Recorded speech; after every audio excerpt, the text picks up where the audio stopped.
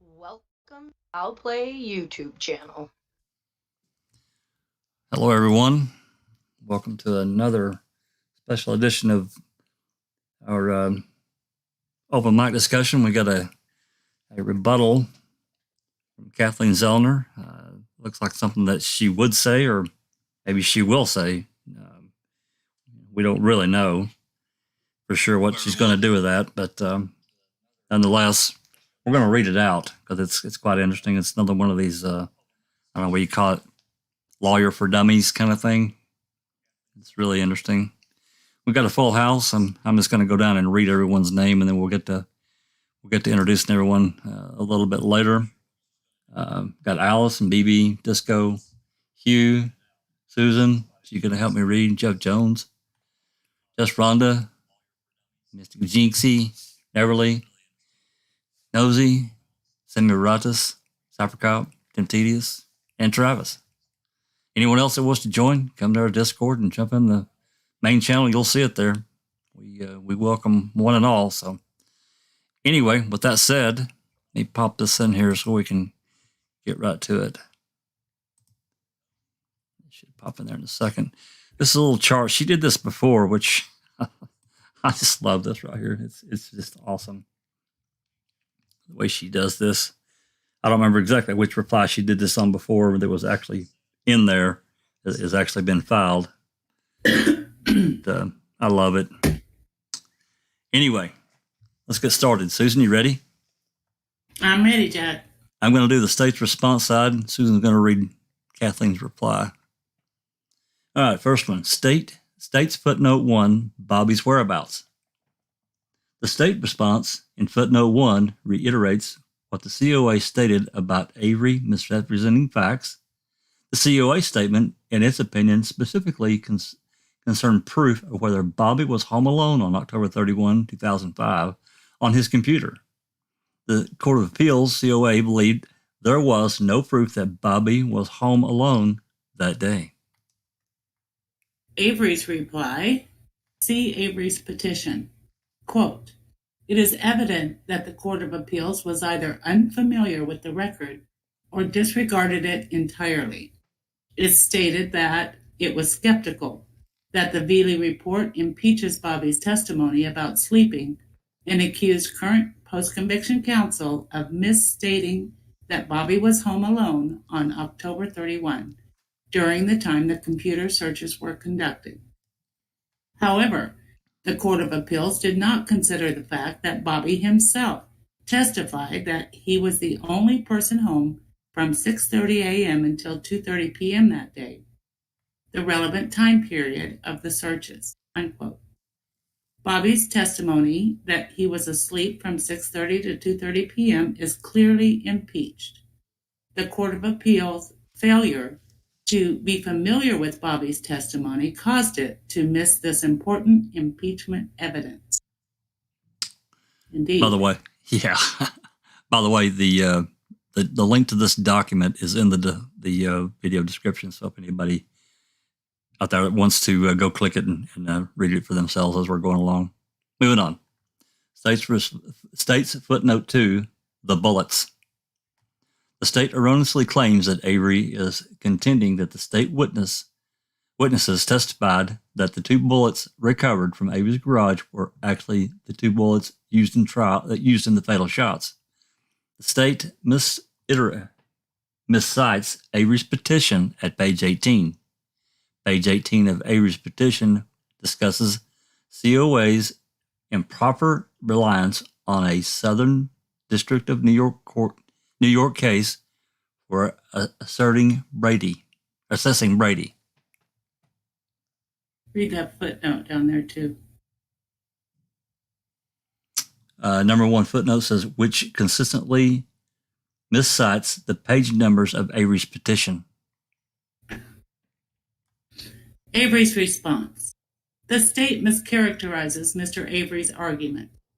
He has never claimed that state witnesses testified that the 2 bullets in Avery's garage were used in the fatal shots.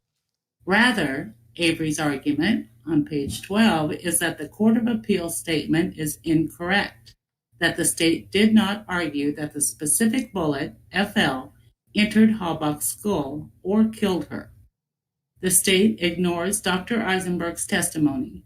The state does not acknowledge that the forensic shell casing were not linked to FL or FK, or that Dr. Eisenberg testified that there was no evidence of other gunshot wounds to the bones from other parts of Halbach's body.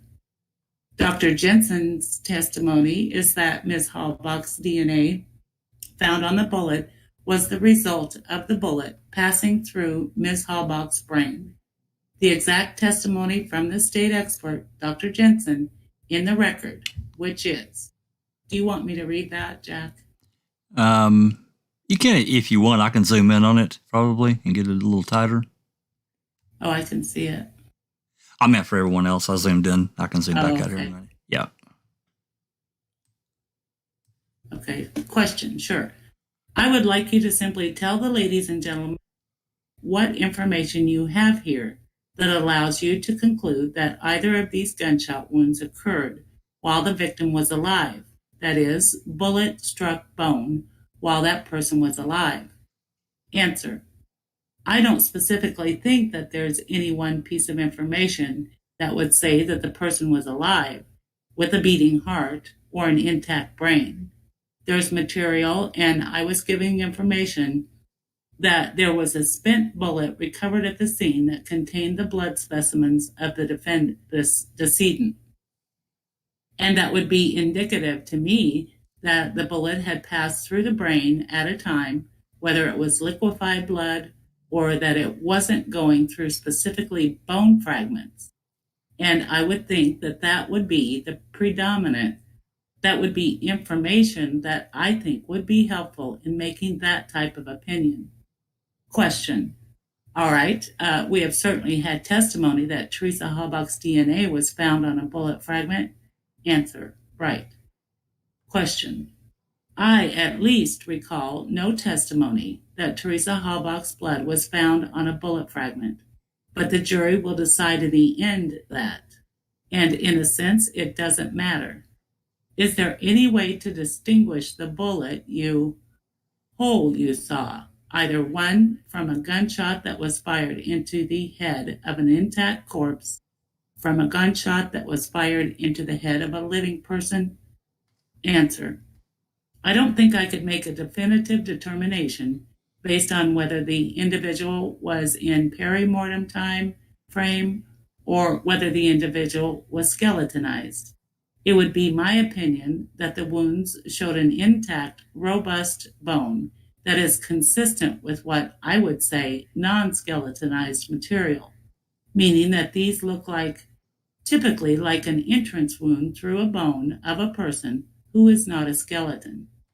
And the reason I describe that, and I would make that clarity, is that in a skeletonized bone, where you have got dried bone material, as the bullet passes through it, I would suspect that there would be a different kind of fracturing and that it wouldn't get the same type of gunshot wound, particularly of death, if the gunshot wounds occurred after death.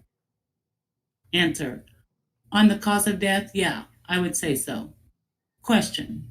And then likewise, once we don't have a cause of death, it's similarly difficult to assign a manner of death. Answer. Well, medical examiners and forensic pathologists don't make determinations on manner of death in a vacuum. We utilize, as I mentioned, evidence from the scene. And if we can go to the scene personally, we use that information. Or if we can't, then we use photographs and other people's reports to use that information. We use laboratory data, we use evidence that's recovered, and we put that together and we render our opinion as to what the manner of death is. We don't do it in a vacuum with a single piece of information in isolation from all others. Question. Of course not. Of course not.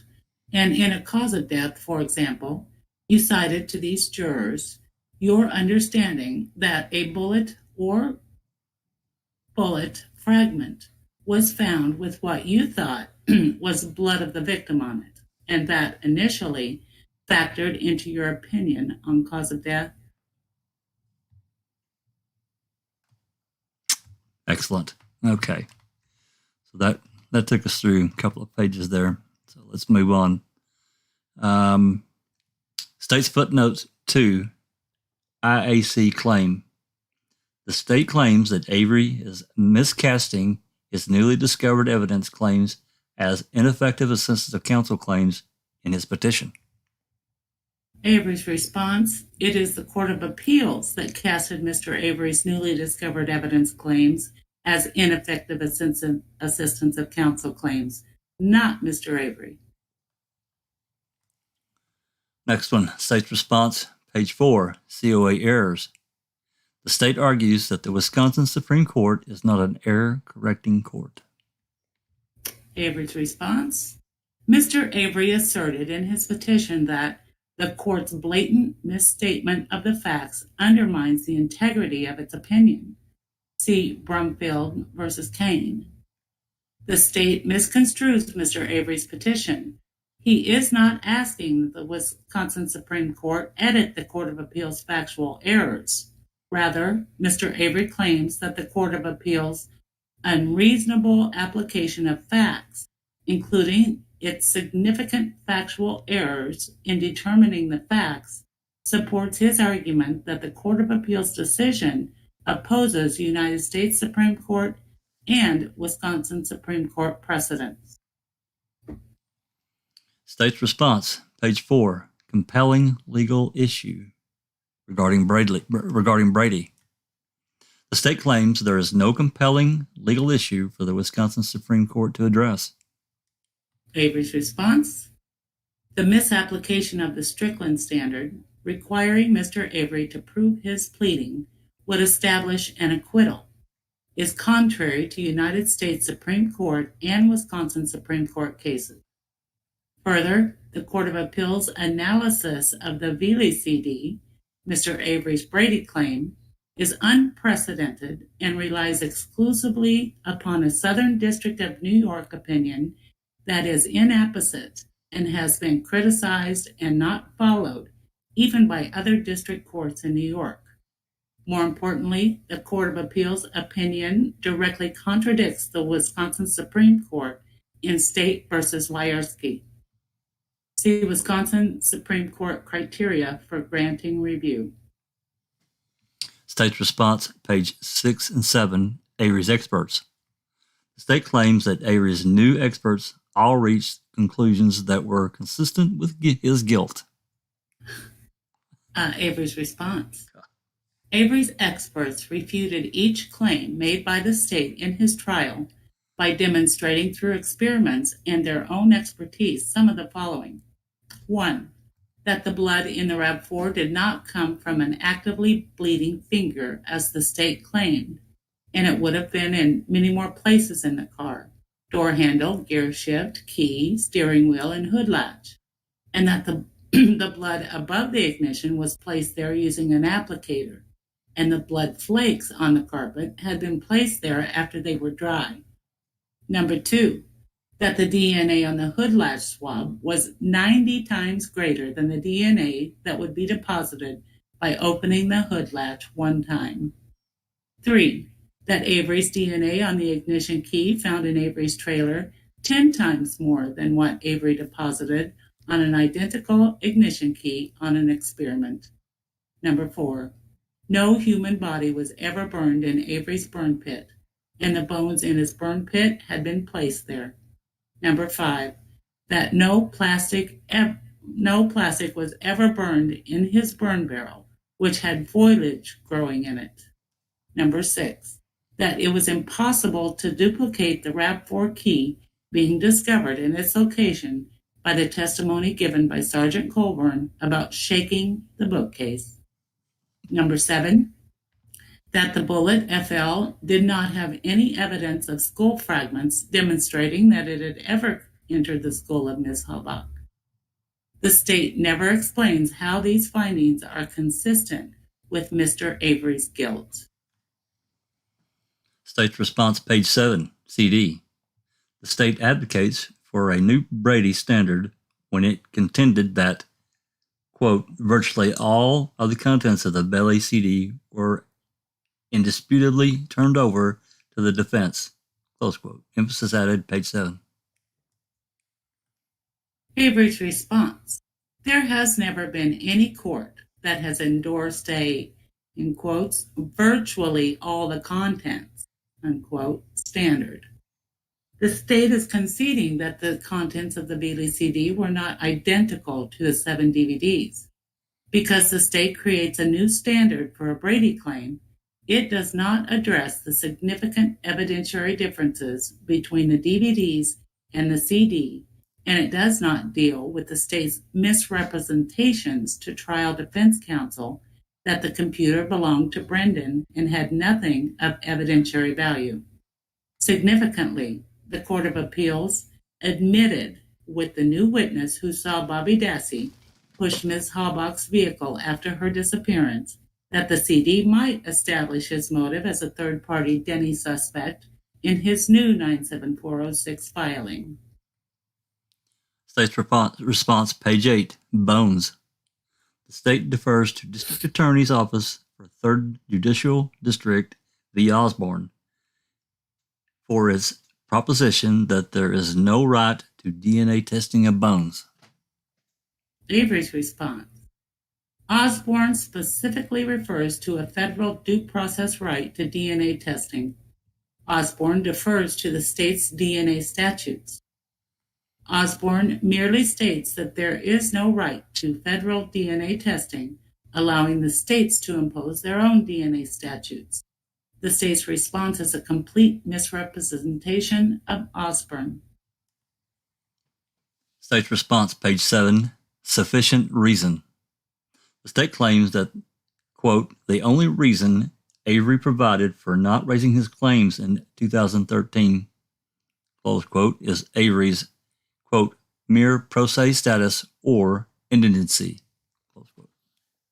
Avery's response: this is simply not true, as evinced by the Court of Appeal opinion, which analyzed Mr. Avery's many reasons for his inability to raise his claims in his 2013 petition, and accepted one, that, quote, it would have been impossible for him to have undertaken the extensive investigations later carried out by current post-conviction counsel, which resulted in new theories as to how he was framed and additional factual support for previous theories, unquote.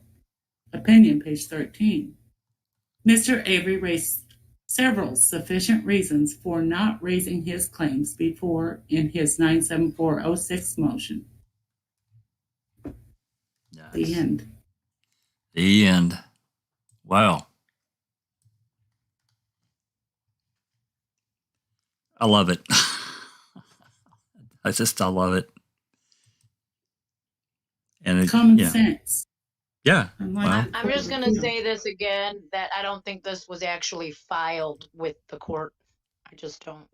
I think this is just for us, the people who watch. I agree, but I also think it might be she's showing her cards. She's saying, fine, when we go argue in front of the court, this is what I'm going to say. I think that's how it's a show of confidence in a lot of ways. That's how I read it. And she does that from time to time.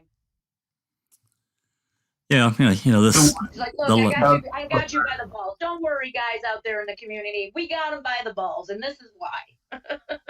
I mean, the way this reads out, she goes point by point. I mean, let's just face it. The response, the 12-page response yesterday was really short. It didn't touch Wierski, which Tim Tedious had talked about. We talked about earlier today. They didn't get anywhere near it. And I'm not a legal person, so I can't really answer those questions about Wierski. But as I recall, I mean, there's really no way around it in what they did. And this, she basically is saying what she did there in the chart. They're creating a new standard for Brady. It's such a great point. Virtually all of the contents. She hits them really hard on that. There's never been any court that has endorsed virtually all of the contents. So we gave you what we thought you needed. Not all of it. close to, but not everything. It's a huge point that's the way I read it. Absolutely. I agree. It's ridiculous. I mean, you know, I for now, I mean, because it's not been filed. I mean, we can't. Jinx looked on the Wisconsin website. It's not. There's nothing filed. So, but whatever whatever happens, I have to agree. If it's not there, then it's probably not been filed. I hope she does. If there's whatever response. Doesn't it usually say that she has so many days to respond, and then it gives another date, kind of like how it did with the state? They had till the 9th. I'm not sure. That would be a lawyer. There's nothing on there like that either for a response. Yeah, that would be a lawyer question that give if she had an opportunity to, if she's given an opportunity to respond to what they said.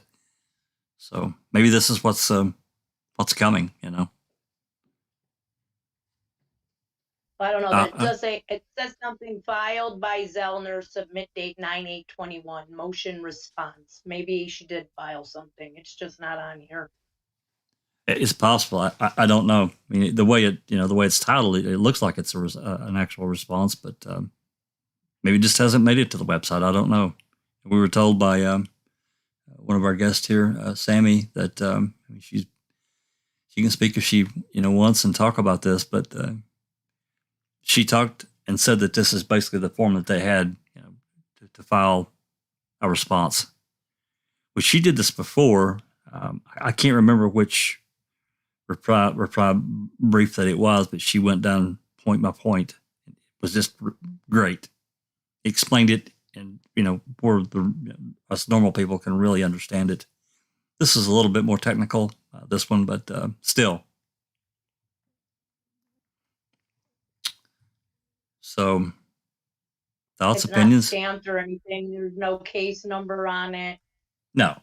So that's what I'm saying. It just looks like this isn't something that's actually been filed. At least this paperwork wasn't stamped or anything. So that's what I'm saying. I think that if she's given an opportunity to reply, this could be just like the ending part, like she did before. She had this like that chart thing at the end of her filing. That's kind of what it reminds me of. You may be correct. This hasn't been filed yet because she hasn't completed the first part of her motion yet, or her reply yet. So it would be fantastic. Yeah, this little format, she used it before in one of the rebuttals before. I call it, this is the reason why you're so stupid charts that she had. Yeah, her at lawyer, the end of one of her filings. Yeah. Lawyers for Dummies reply. Yeah. Which I think is a great title. Yeah, the same format. Yeah. Yeah. She did something similar with the rebuttal to Kratz's book, the way that it's put together. Charted out, like yeah. What he said and how she Yeah. rebutted it. Yeah, she did that on that one too. But I remember we went through that other filing that she did point by point, and the way she laid it, the way whatever the state said, and then her rebuttal to it, which I think is an awesome format. And I think that, let me turn this back on here for a minute. The fact that the state, oh, sorry. No, go ahead. I was just going to say that first footnote, the fact that the state consistently miscites the page number of Avery's petition. I mean, that's just sloppy, ridiculous. I mean, I don't even know what to think of that. That's just. I love that she's still pointing out their errors. Yeah, me too. Fucking idiots. Yes, looking at this. I mean, that right there, citing the wrong page number, that's kind of in line with how the Court of Appeals made multiple errors in their decision, the June 29th or July 29th decision. It was really terrible. And then I love this section right here about talking about the bullets. And she really, really took them to task because she brought in what Dr. Jensen testified to. And what he said was very clear. There's no way to get around that. And I don't care what anybody says. They danced around that entire issue of the 2 bullet fragments the entire trial. Why bring them in? 2 bullet fragments, two skull fracture pieces with fractures in them. They did the radiopaque X-ray. Why bring all of that in and not think that a jury or people wouldn't link that? That's what I did. Automatically. Perception is what it is. Yeah. That's right. That's exactly right. So, even if Eisenberg didn't say it, and if Culhane didn't say it, Jensen pretty well said it, in my opinion. Yeah, he did, Jack. I mean, that's what annoys me, is they say, oh, but the state never said it went through her head. Your expert said that it went through her brain. Where is your brain? It's in your fucking head. You know what I mean? So, obviously, it's went through the heat. So, and the way she puts it there, with putting the actual statements in for the court trial, that is brilliant. Because that's her basically saying, you're calling me a liar, you're calling your own expert a liar. Here, there you go. There's exactly what he said. Well, and that's another thing. It's really kind of interesting because in the Court of Appeals decision, they didn't talk about, if I'm remembering correctly, they didn't really talk about Jensen's testimony. So does anyone recall that? They didn't really go through it like this right here, what Zellner has listed. You mean the Court of Appeals judges or the state who wrote the responses? The Court of Appeals judges, their decision, July 29th decision. I don't think they brought in Jensen's testimony. And I guess my point is that they relied so much. Bring in Bobby that said he was home, so they didn't look at any testimony, it seems. They relied nothing. They relied so much on trial testimony in their decision. Well, a lot of it anyway. They talked about the trial, but they didn't really talk about Jensen, as I recall. If they did, I'm just misremembering it, but I don't think they did. No, they basically said that they know that the state never said that it went through Teresa's head. You know what I mean? But they did. Their expert said it. Ken Kratz and Gann and Fallon, it might not have come out of their mouth, but it came out of their expert's mouth. So that means that that's coming from the state, period. So for them to go and turn around and say that the state never said it, well, it was your expert. Because I guarantee you, if Jean and Jerry did get an expert, and that expert said something along the lines, Kratz and that in the court and everything like that, it'd be jumping all over it. Oh, well, Stephen Avery's attorney said this, or his expert said that. You know? So for them to turn around and say that about the state, it's a load of bollocks. Isn't it? I would like to know what the jury members thought of the testimony and the bullets and the 2 fragments and the 2 shots, if they believed that those were the bullets that went through her head, because right, isn't it supposed to be like what the jury decides to believe? That's right. They have been told. That's right. So what does it matter what they directly told the jury? It was still the jury to decide. So I would like to know what the jury, of course, we'll probably never get any of those juries except Mueller, who talks about this case. Oh, maybe we can. Somebody can ask him. Yeah. With the testimony and the evidence. Yeah, I mean, Susan brought our good friend, as our good friend Mr. Kratz loved to say, perceptions being what they are. Exactly. And he knew that, and he used it too. He was good at making perceptions of guilt, even though they were not guilty. He was good at Is there a juror list for Stephen and Brendan somewhere? Yeah. Yeah, I have a bunch of their names. They're in the jury. What are they called? Voir dire. Yeah, we've got all of them. We've got all the names. Yeah. You also have to ask yourself, why did they sidestep all of this stuff in the actual trial about the bullets? Why were they so obtuse about it? Why didn't they just come out and say it directly? Exactly. Ever ask yourself that? That's exactly right. That's a great point.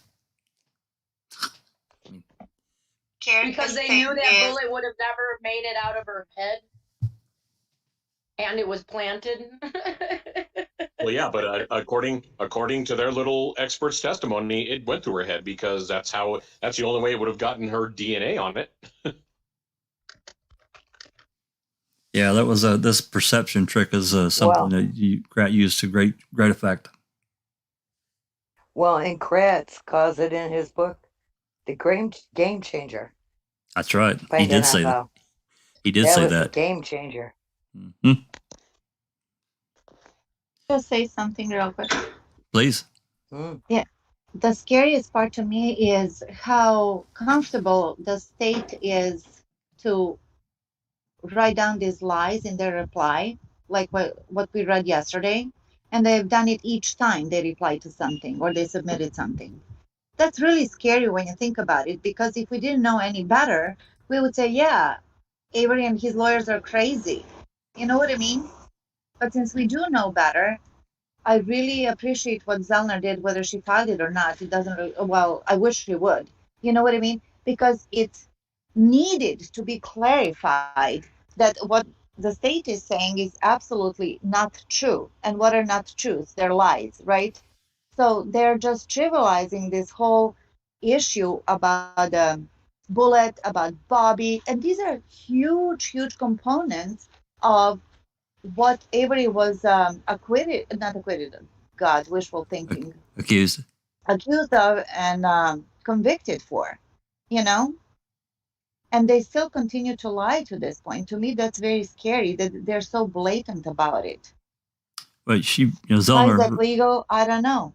She made a great point about, in her reply to the Court of Appeals about the mutilation of a corpse. She absolutely just wore them out over that, and that she's correct because he was acquitted of that charge. So how did she get dismembered? That's mutilation of a corpse. Actually, if you read the statute, mutilation of a corpse is quite lengthy in order to get that charge, to convict somebody of that charge. So, I mean, this was no small thing, and Judge Wells read that out, as did Judge Fox in Brendan's trial. But no, nonetheless, this perception thing that Kratz did, and it worked. I would really like. Jinx brought up a good point there. Jinx, why don't you ask Richard Muller what he thought? These two bullet fragments, is that what caused these two skull fragment holes, beveling, whatever? That's what I thought. That's how I perceived it too. Like in the whole trial, these are the two bullets that went through her head. Yep. So if I was just a person sitting on a jury, that's the impression I got. Yep. This is how they presented it. She had two holes, two bullets. One of those bullets had her DNA on it. That's right. Voila. I will ask Mueller. I'll try to. I know you. I think you should come on and answer some questions first. I'll see what I can do. I'll talk to him. I'll see what I can get from him. that would be great, to get him on, somewhere, yours or ours or wherever. Because it comes down to the simple fact. If you're going to try to say she wasn't shot, if your case was not going to include any kind of gunshot to the head or gunshot evidence, period, why did you collect the bullets at all? Why did they matter? Why did you bring them up at all? Right. Well, I mean, the only real answer is that is they're trying to put her inside of his house or garage, which, of course, we beat that dead horse to death with Fassbender's note to Culhane. Place him in the house or trailer or the garage or the trailer, whatever. So, but this next one, this Brady violation, compelling legal issue, and the state claims that there was no compelling legal issue in the Wisconsin Supreme Court to address, and she really took him to task here about the misapplication of Strickland. Again, this is more lawyery talk, but she drives it down pretty well where we can understand it as far as this Brady thing. And they also talked about, in their reply yesterday, about Fassbender's report about how he really explained what was on the Bailey CD. Well, not really. He didn't. He did a little bit. But as far as the depth of what was on that CD, no way. I mean, anybody can go, we've got it. You can go read DCI report 304, and that tells you what Fassbender said.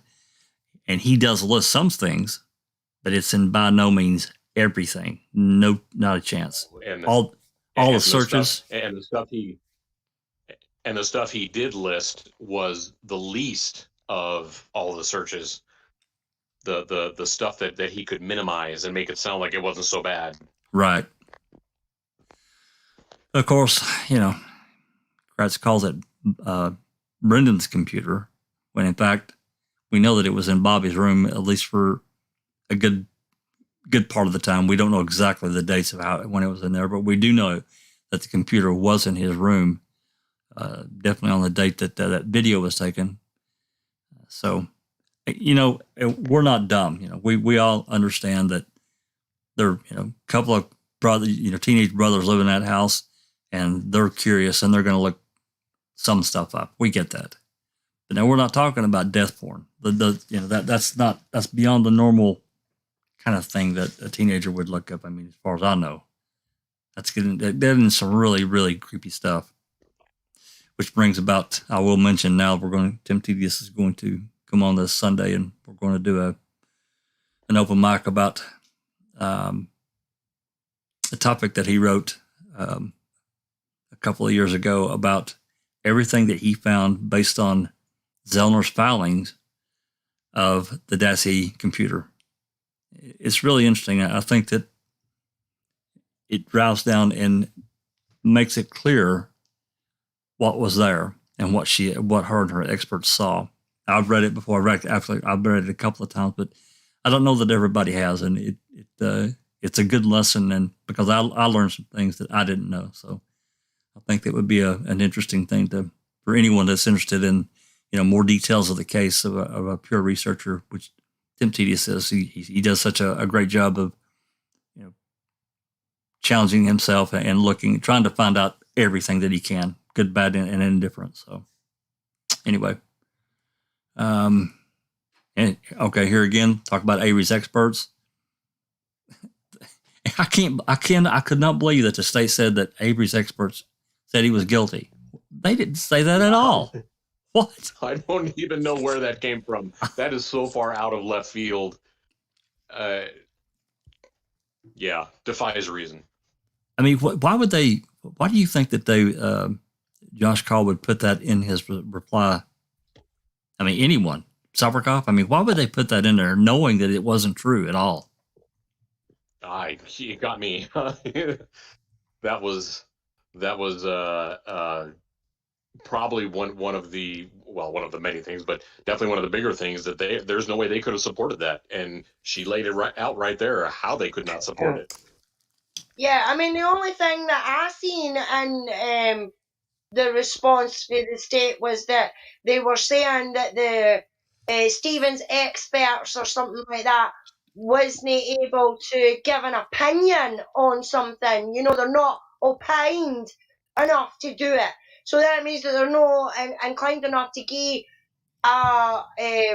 they're not expert enough to give an opinion and that sort of thing.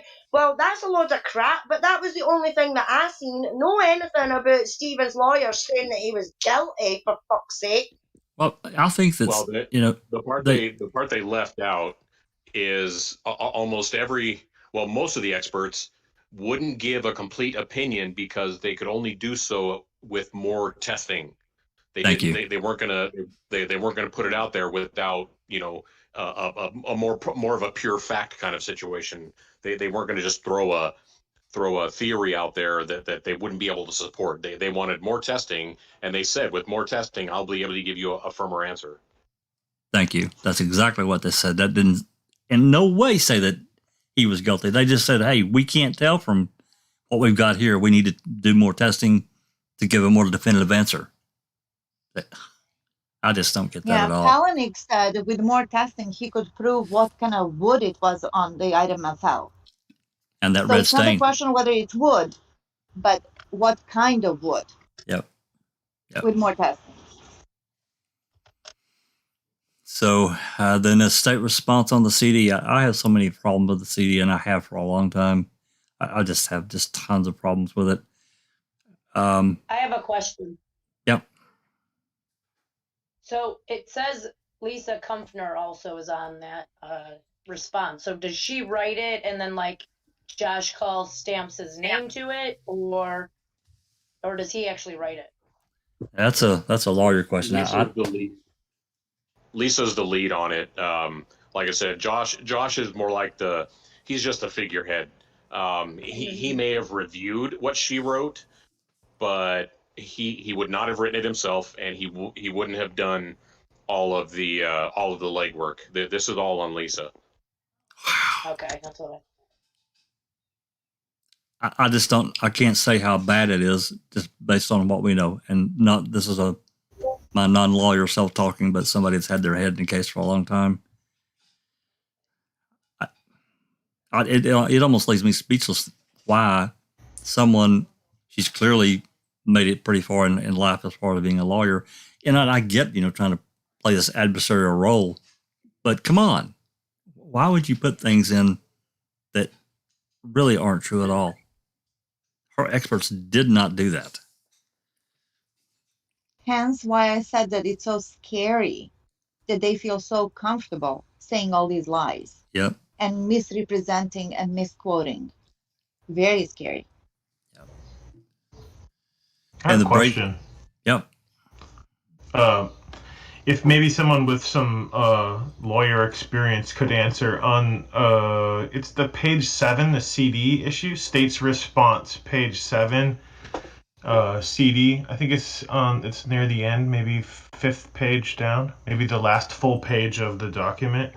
And the section is in Avery's reply. It says, significantly, the Court of Appeals admitted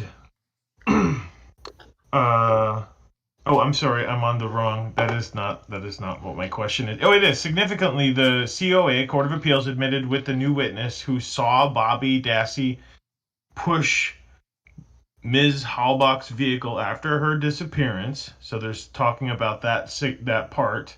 Sowinski. Yeah. Yes, the Zawinski. So that CD might establish his motive as a third-party Denny suspect. So the first part is what I'm asking about. The Court of Appeals admitted, if they included this new testimony, that the CD would establish motive. My question specifically is, does anyone know what they're talking about in previous filings? Where can I go back and cite that? Well, there was a... Or do you know what they're talking about specifically? Well, I mean, they're referring to the 3 prongs that you have to meet to be considered Denny, and up prior to Sowinski's affidavit, there was nothing that directly connected Bobby to Teresa. So even if Bobby had done all the searches and it was confirmed that he did all the searches, they were still lacking that direct connection to the crime. Yep. So what she's talking about is what the Court of Appeals wrote in their decision, at the end of their decision, about her being able to file a 976. Yeah. Correct? I mean, that's how I'm reading it. Go ahead. I was just going to say, if you look at the Court of Appeals opinion that just came out, a few weeks ago, it's at the end of it. Yeah. Yeah. The July 29th decision from the Court of Appeals basically said that she could file a new 97406 motion and pursue the Sowinski affidavit. Thank you. That makes a lot of sense. It just seems like more very compelling evidence where it's like the state's admitting this, but they won't do anything about it. Yeah, you have to ask yourself too. This goes back to what Fassbender and the rest of the state agents did. I mean, even Veely, when they reviewed that CD and saw the contents of it, there was nothing done. Now, Tom Fassbender was on the what I can't remember what task force he was on, but it was basically concerned this kind of internet searching and downloading of porn and Safety for children. Yeah. yeah, that's right. But nothing was child done. sex crimes, was it not? Something of that nature. Nothing was done. No, as far as we know, no filings of any kind, no investigation, nothing. So that brings that to bear, in my opinion, because at that time, you got to consider time frame. They got the results of that on May 11th, 2006. So these were new. So everything as far as statute of limitations was still in effect. Nothing was done. 2 days later is when O'Kelly went in. Yep. He met with Brendan on May 12th after Fox said nope, or that testimony is allowed, or those statements are allowed. And he went after Brendan that afternoon. And then he is the one, between him and Kaczynski, forced Brendan into that May 13th, another course investigation that didn't go the way Kratz wanted it to go. It's I just tell you, I mean, looking at it from my standpoint, I've got children, I've got grown children, I've got younger, well, they're still above 18, but, I look at that and I think to myself that a state entity could do what these people did to Brendan. It just blows me away. I guess it's the reason I keep after this. Anyway, talking about the Bailey CD, the way that they're trying to say is that they had all the same information. They didn't review it. Virtually. Yeah. Virtually, yeah. Virtually all the contents. Almost. Yeah, but the fact is, they didn't know what search parameters that Bailey used and what he created. And basically, his was a pop in and pull up a bunch of PDF files and see exactly what he did. Whereas the 7 CDs that they had were encrypted within case 2, which would required a pretty extensive search. They would have had to hire an expert, I'm sure. But nonetheless, he created something new that the state had at their fingertips, and they weren't given access to it. You know what? Even stranger, he created reports on the Teresa's computer and Avery's own computer, and they turned those over. As far as I know, they did. I'm sure they did with Teresa's. Pretty sure they did. They did with both of them. And I was just going to say that they did turn over the Valley reports for both of those other computers, I believe. Yep. And not to pass up and say that along with this Belly CD, there was a 2,400-page report that was also accompanying that, and they didn't get that either. And out to this day, I don't know what happened to that report. The bones. The state defers to the district attorney's office for third judicial district versus Osborne for its proposition that there is no right to DNA testing of bones. And, she talks about this misinterpretation of Osborne. That's a lawyer thing. If one of our lawyers, we have a lawyer that wants to talk about that, I would welcome it.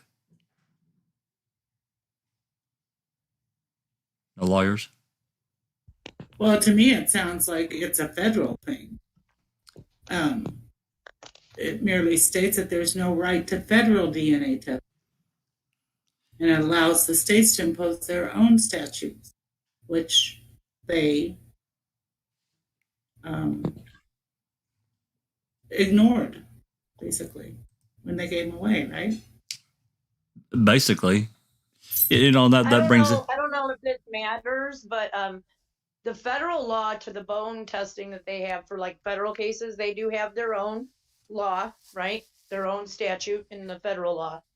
That didn't get put into the federal law until I think it was 2005, whereas Wisconsin's statute law of preserving DNA evidence and stuff was from 2001. So maybe that's why they have the separation between federal law and so that the states can have their own statutes, because some of the states already had their own statutes before it became federal law.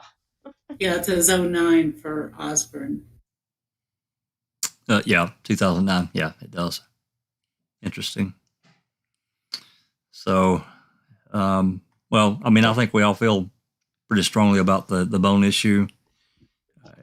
I think it's very interesting that the Court of Appeal said that the Hallback's one of the bones back. But I mean, to me, if it was a non-issue, as they're claiming that it's a non-issue, that's what they're saying to me.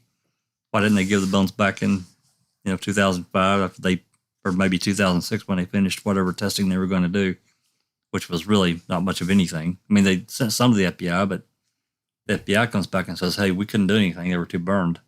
Why didn't they give them back then? You know that the Court of Appeal or that the Hallbacks probably asked and were told, "Hey, there's a statute on the book. We can't give back biological evidence." So. Yeah, but the fact is, though, Jack, if they'd have went about it the right way and actually spoke to Stephen or his lawyers, you know what I mean, and gave them the information that they were supposed to do, because that's what they were supposed to do. Any biological like that can be retested according to their friggin' laws is that it's to be kept, and then if it's going to be given back or whatever, then Avery needs to be notified. None of that happened. Well, doesn't it really kind of fly in the face, and you guys can talk about this and I'll shut up. Doesn't it kind of fly in the face of when they put the statute in effect in 2001, they really knew that scientific testing would progress as years went by. And that's the reason that the preservation statute was that was one of the big reasons was placed on the books, right? Yeah. Yeah. And he was the first one that was exonerated under that law. Stephen Avery was. Right. Yep. And Jinx, if I remember correctly, didn't you look it up? Wasn't the federal one very similar to the state's one on retaining bones? The only difference that I really saw to the federal and to the Wisconsin state law is the federal has a remedy for when they break that law, that they will get 5 years and or fined. So that's one of the differences in that. The state has no remedy. It doesn't. Yeah. Correct. And she's asking them to make a remedy, I think, in her petition. Yeah. For that error that they have. Yep. And you have to remember, the crux of the state's argument is trying to convince everyone that these were not human bones. And since they were not human, they did not have to save them, because under that aspect, they would not be considered biological evidence. Right? That's where they're hanging their hat. They're trying to tell everybody these were non-human bones. And that's why it still flies in the face.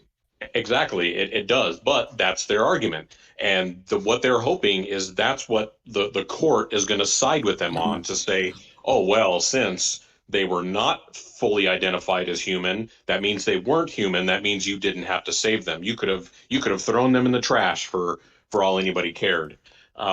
Forgetting the fact that you just told us that you gave intentionally non-human bones to a family and misrepresented them as human bones as being their loved one, which to me is even worse than destroying evidence, in my opinion. They didn't just misrepresent it to the family. When they gave those bones back in the ledgers, they put only human number 9 number returned. So they're stating in 2011 that they're human bones. Now, these are bones they sent to the FBI, and the FBI said they couldn't tell if they were human or non-human. So they're saying they're not important, but they were important enough back then to send to the FBI. That's where I think they are looking really bad too, because why would they have even sent them to the FBI for testing back then? I've got it right on the screen here, exactly what they did. This is page 1114 from the KSO report. And it specifically says, who went down there, removed evidence from property tag numbers contained human bone. They used Eisenberg's report to determine which bones could be returned to the Halbach family. I wonder where the poor little chicken wings at. I also realized that in their response that they specifically stated after his appeals were over. His direct appeals. Yeah, that's correct. That's right. They did make that comment, and they are trying to rely on that as the reason why. See, and I'd have to go back and look, but I don't think there's anything in that 968.205 that directs them that says, hey, when direct appeals are over, you can kind of do what you want. I don't think that's in there at all. It doesn't. It didn't, because Willis, not in there. whatever his name said, that he has to either die or get out of prison. Be released or die, or for him to release, yes, or notified, it was specifically because of the 1985 case. Like, he was like, "Don't touch anything until one of two of these things happen." Yep. So, well, you can look. Anybody can go pull this up and look, and you can see all the ledgers and all the tag numbers that they went through. There are numerous tags that they went through. So that tells you how many human bones that they went through. I mean, 8675 is in here somewhere as well. There it is right there, 8675. That's ledger number 05-208. A number of these tags, they went through, pick. And so it's very directed to me. And I just, for the life of me, it's like they put some kind of blinders in front of them and says, well, they didn't know what they were doing. These people aren't experts. Absolutely. Well, and also again, they weren't including Eisenberg's reports. They were only including Eisenberg's actual testimony. Correct. So, they're just trying to they're sitting around the bush, and they're hoping that the court will dance with them. When in all reality, they should be looking at the bush saying, "Wait a minute." Yeah, I mean, we talked about this before, and I said this was a blueprint for, future bad actors, which it is, because this happened, 4 years after trial. It's terrible. It's absolutely terrible. And again, for people that, I'm sure there's probably other cases in the United States, but, the world, whatever, where these kind of weird incidents happen. They did this 4 years after trial, so it doesn't get included, but it still happened. It was an event. So anyway, I got a real problem. I just want to make a point. Yeah. I just want to make a point that Avery's appeal had just ended, like in the middle of August. So it's like exactly 1 month or something from his appeal ending. So they just feel that they need to get rid of it so quickly after his appeal, his direct appeal. Shouldn't they? It just seems, okay. Like that's a coincidence when the Hollabachs happened to ask for him back, right? I want to see proof of that. I want to know who made the phone call. I think they called him up and said, "Hey, you should call us tomorrow and ask us about getting the bones back, and we'll see what we can do for you." Well, it sure seems that way, because I've asked for some correspondence from the Hollabachs to the Calumet back and forth. I'm still waiting on a response. What's that, Sapper Cop? Yeah. I was going to say, I said earlier, it doesn't matter how they ask for it. There has to be a paper trail. Somebody would have had to written up a report saying on such and such date, such and such Hollabach called or showed up or whatever, requesting, X or Y or whatever. There has to be something that starts that process. I agree with you. You can't just call and say, "Hey, give me some bones," and I give you some bones. It doesn't work like that. Agreed. You'd think that it would have been written in the report that they wrote on 9/20/2011, like, look, the Hollabachs want their bones back. No, it kind of just reads like, hey, we went over there and picked up some bones and gave them back. Not that they were asked or anything. Right. Even in that report. Yeah, I'd be very interested to see what you get from that, if anything. Hopefully you get something. In my opinion, and I've said it from the start, I've said it since I've watched Ma'am, and I'll still say it to this day. Stephen got off with DNA evidence in 2003. They were adamant that under no circumstances was he going to be able to get off with DNA again. So they planted the DNA in the RAV, and they've now got rid of the bones that could maybe have been tested with the new technology and things like that we've got now. So they decided that wasn't going to happen either. So their excuse is that they gave the bones to the Hollabachs. And that's my opinion. And I've said that for the start, and I'll say it to the end. They wanted to get him with DNA because that's what got him off the last time, and they didn't want him getting off with that this time. So they planted the blood, and they gave away the bones so that wouldn't happen. It sure seems that way. I mean, it may be coincidental, but there's far too many in this case for me to be comfortable with. That, Jack? Yep. I would say that one thing that they underestimated is the fact that in both cases, DNA technology continues to evolve and get better. And I think that was their mistake in the original case in the 80s, where they thought, oh, we got him, we got this. I'm not pubic hair, maybe from it looks like it might be okay, sure. And they thought they had him, case closed. Didn't expect the DNA technology to advance to the degree that it has, and I believe that is one of the things that's going to come back in this case. I agree, and that's really the crux of down 68-205 is the preservation of evidence. So a scientific testing improved because they were smart enough to see that yes, things are going to get better, but they're doing everything in the world to prevent people from testing it. So this brings up we've talked about before that if the bones in the quarry, the human bones in the quarry, if they are not Teresa, they've got another murder on their hands that they didn't even bat an eye at. Come on. Yep. And if they are Teresa, then your other case just fell apart. Yeah, big time, in shambles. So, yeah, but again, all of that is going to require a hearing. It's going to require somebody getting put on the stand and questioned. I agree. Looks like we have a comment here in the Kent 3334. Sorry, I was driving, so I'm going to back 10 minutes. State says essay experts didn't prove anything except saying his guilt. I thought the COA mentioned that in their response. The state then piggybacks that. Maybe they did. I just don't remember. It was a more lengthy reply. Maybe someone else has a better memory of if the Court of Appeals mentioned their experts. Yeah, they did. They didn't say anything about the experts proving his guilt, but they did make a reference to the experts not providing enough information to have the evidence be exculpatory or to point away from Stephen. They simply failed to make an opinion is kind of what the COA put out. Yeah. Okay. Yeah, I think I do remember that now. Yeah, that's so weird that they said that it just proved he was guilty. I mean, what the hell?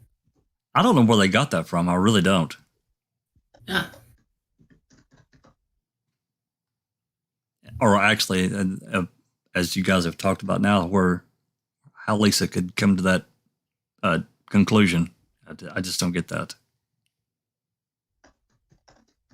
And I'm certainly open for any suggestion that may lead that way, but I just don't see it. In fact, many of the things. Maybe the state players need to be tested for drugs because she sounds a little delusional. Well, some of the other briefs that they've written, they were really kind of out there too. I remember we did one, months ago. Susan read it, and as she was reading, and I was going through and just listening to how some of the things that were being said, I'm thinking, where in the world are you getting this information? Because based on everything that we know, it's not correct. It's not right. It's like that they're writing things with the intent in mind to try to mislead the court so they won't really look. It's like, oh, well, look. That's exactly what they're doing. It's they're trying to play like a 3-card Monte. Yeah, they're stating this as fact, so don't bother going to look because we've covered it here. Yeah, I don't know. Yeah. Okay. They're trying to be magicians. Why is the judges on the COA biased to whatever the state is saying is fact without looking for themselves? That says a lot about them as judges. That is a good question, Jinx. Yeah, well, I kind of said earlier, there could be a couple of reasons for that. I think probably the more liable one, or maybe the more applicable one, is that there was always the idea that they don't want to touch it, and so they just did whatever they could to get it off their desk without putting themselves on the line. And that's why they didn't name each judge individually, and that's why they did a per curiam, so they could just get it off their desk, slide it under the radar, and make it disappear. Yeah. We got a question here from Kiss My Chick. Sounds like good judges you want on your benches there in Wisconsin. Yeah, right. From Kiss My Chick, she says, my question is, out of all of the quarry bones that were in full buckets, the barrels and box and burn pit, are there any bones that they did not give to the TH family? And as far as we can determine, there are bones left, but as far as human bones, I don't think so. I'm pretty sure they gave all the bones back that were used at court and that had any meaning. Human or potential human or suspected human. Yep. Right. There was a long list when I went through them the other day. I was trying to see how many they actually gave back, and I had at least 20 or something tags, and I don't know if that means that there's more than one bone in the tag, because sometimes that happened. Let me pull this back up here. But is there a new technology that can find smaller bone fragments now? That vacuum, whatever it's called. Right. Yeah. Rapid DNA. Well, the rapid DNA that can take bone fragment. Well, that can find if a bone fragment that can determine DNA, but that vacuum, whatever it's called, I'm saying it probably incorrectly. They can vacuum up like really minute amount of DNA. Yours is saying BZ and cranial bones they still have. I was wondering about the cranial bones, because if they've retained the cranial bones and somehow Zellner's able to get her hands on those and they test them, and that's not Teresa, you got a problem. Got a big problem. Yeah, I don't remember which tag number the cranial bones were, and then BZ. I thought that was determined to be, or it turned out they gave it a tag of A318. No, I guess not. A318 contents lifted from burn pit. Yeah, A318 contents lifted from the burn pit, Stephen Avery's resident garage. The human bones for property tag A318 were removed from the container and photographed. I don't know. I'm going to go with yours because he's usually pretty well dead on this stuff. So BZ in the receipts and returns for the crime lab says that it's one sealed paper bag item described as unidentified charred material, agency invoice number 7926, and I do believe 7926 was returned to the whole box. I'm looking right now. 8675, 7964. 6200, 6197, 8118, 6200, 97 were photographed, 8148, 8150, 8140,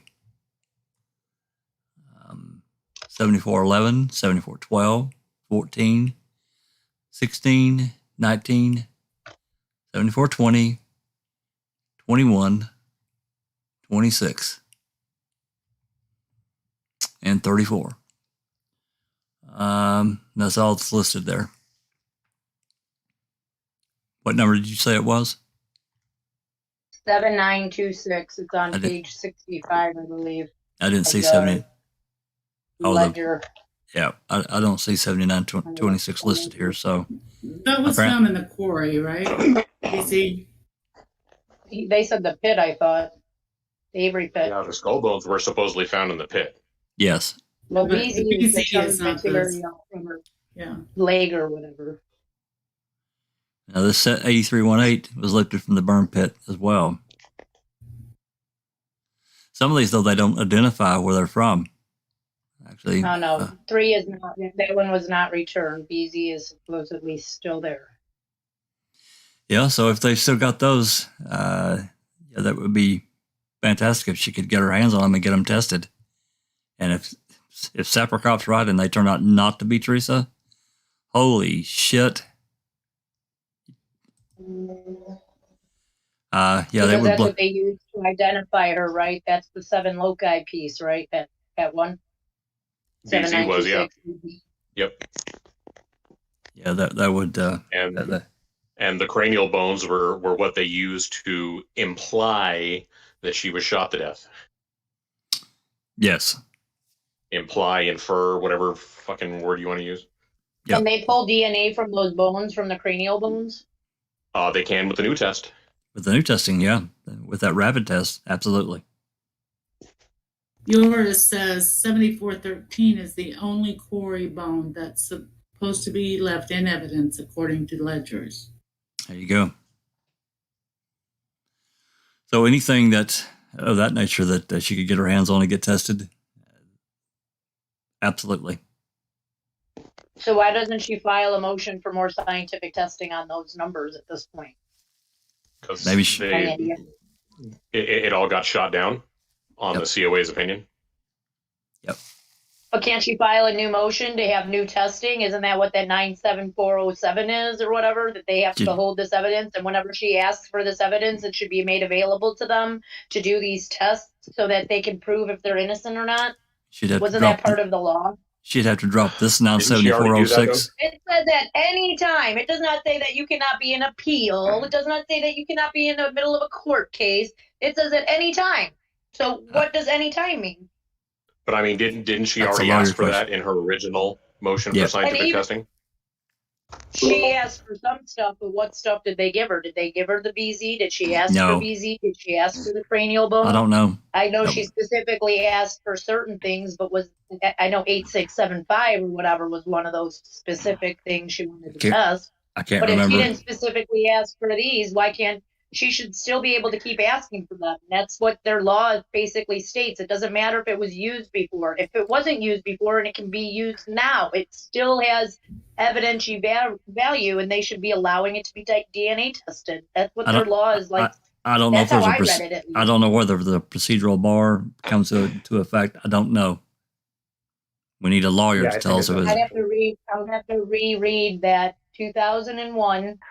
When it was created, that law was created, and any amendments made to it since then.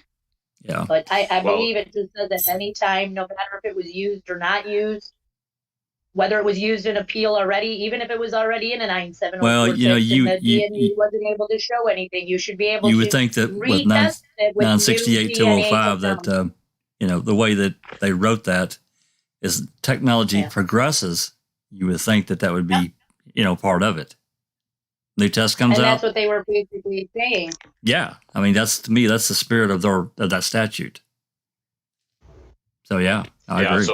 So what you would have to do is go back and look at her original motion for scientific testing back during the circuit court period and see how she worded that motion. Because I guarantee you right now, they're going to come, if she were to try that, they're going to come back and say, sorry, you already submitted a motion for scientific testing. You failed to mention those items. You're now procedurally barred. I can't remember. That was summer or fall of 2017. Yeah, I don't know. I don't know if the procedural bar would come to effect or not. I don't know. At that time, she didn't know that they were going to be missing the bones she did ask for. How about that? That's why she didn't ask for them then. Because she tried to test other bones that they already got rid of. Yeah. Yeah. Okay. I think if she was able to do that, she probably would have by now. Well, I got to reread that statute then, because I'm pretty sure it doesn't read that way. Well, it kind of reads in a way that it can be no matter what. Yeah, it has nothing to do with the statute at this point. It has to do with, since she has already made a filing on it. Right. Because the point of the process is to make sure that somebody can't come along and just file motion after motion after That's motion right. after motion. That's what they're trying to stop. So that's why they will say you already filed a motion for scientific testing and you failed to ask for these items. That's on you. But you see how I read it was they don't even have to file a motion. That if they ask for these things, that the state is like, they have to. It's part of their law. You can't. You don't even have to file a motion to do that. To just get the testing. That's why I was confused about that law. So I'm gonna have to go back. I think you do. I think she has to file something. I don't think she can. Yeah, because if that was the case, she would have already gotten her hands on the RAV, all the bones, all the blood. She would have already gotten everything. You comment, Tim Tedious? Yeah, I think that's right. That she does need to file something and make some kind of argument that any test that she's going to be conducting wasn't available and that the results will be probative to determining whether there's exculpatory evidence. I think the problem is going to be because the court and the state seem to be arguing that Zellner filed her original motion too early before her investigation was complete. So I don't understand that argument, but I think that's something that they're going to rely on, is that you should have just waited to file your motion until all the testing was done. Because now, if she does go back and test, it will be after this appeal fails, right? Like, she'll need something new. Yeah, I think that's where the procedure comes into effect, or procedural bar that they keep throwing out. And I get that, you don't want a lawyer just to keep filing motion after motion after motion and just keep coming after it, put it all in, The downside to that, though, I guess, is as things have progressed, she's found out more information that she did not have before. Now, the bone, that's a different matter. But yeah, I have to agree. I'm sure she would have to file something in order to go before a judge and say, okay, yeah, you can test it. Yep, you can test it. Nope, can't have that.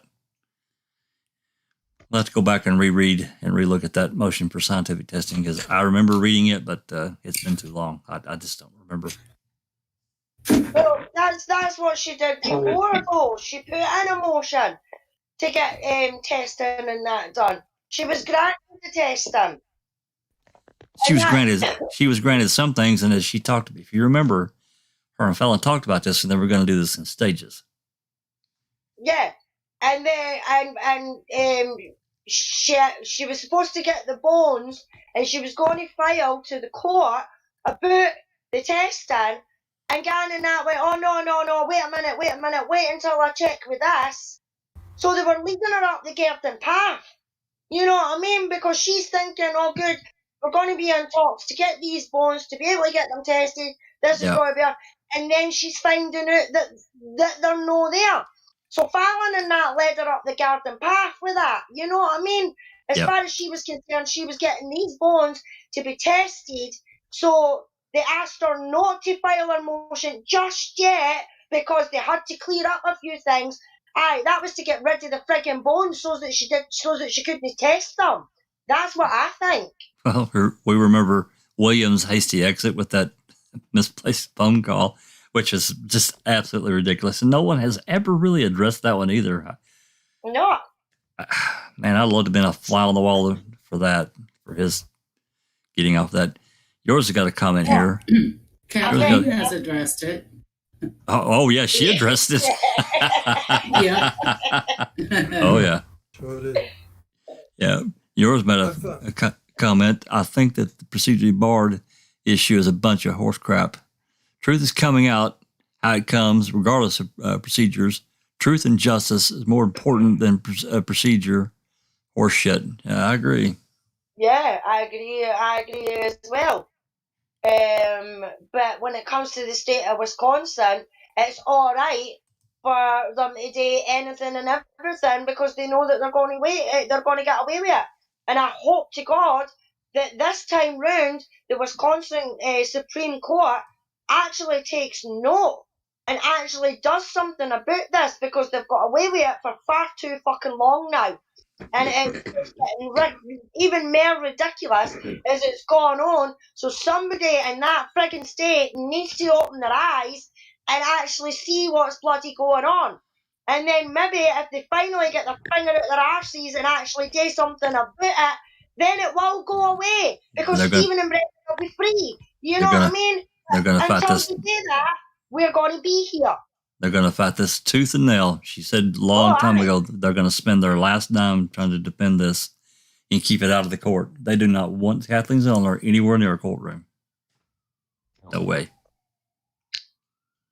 But they can't keep it away forever. What's that, Hugh? I've not been able to follow the conversation too well because I keep getting the message RTC disconnected and I lose the audio. But I did hear Sappercop mention the per curiam trick that was used. And it reminded me that about 30 years ago, I had a boss who I considered to be pretty much a genius at business negotiation. And he used to talk about a fictitious thing called the Clever Tricks Manual. And I would say that the state and law enforcement in general must have a really thick clever tricks manual. These things they just use successively, like hiring Ken Kratz in the press conference and sacrificing Brendan and the on bank, and then the per curiam, and then this latest display of confidence and the fact that they continually talk about Stephen being guilty as sin and he's just where he needs to be. They all, to me, have the combined effect of saying that Dave Bogotka's club explanation is very close to the truth, and it extends not just around Manitowoc but to the state capital and beyond the state. I mean, that's where you see an explanation for what Hamilton does. Well, I mean, the arrogance of this Assistant Attorney General Lisa Comfer stating as fact something that's not true at all. Our state experts did not, and in no way, make Avery guilty. They didn't say that at all. But she blatantly said it in that reply, in that state's reply. I just call it being son of Peg. There's another little thing that you just can't forget. Anyway, I might say good night because it's way after dawn here, and I need to grab another couple of hours of kit. Well done, everyone. What I have heard has been very impressive. Thanks, Hugh. Thanks for staying up with us. Okay. Good night. Yeah, good night. Kent 3334 is like I asked last night, is there any fight in bringing up Willis's order from 2007 stating the prosecution must release items to the defence for future retesting? Well, you would think so. I mean, again, we're getting into more legal stuff that I can't honestly answer. Sappercop's probably got more knowledge, and one of our lawyers, Cherie and Travis and Sammy Baratis was here earlier. They're all have a legal background. Tracy Struncy hopefully and she probably will do a live. I'm hoping that will give us some more definitive. I have brought that up before, and somebody, I don't remember who, told me that it was more for things on the wrap, not everything in the case.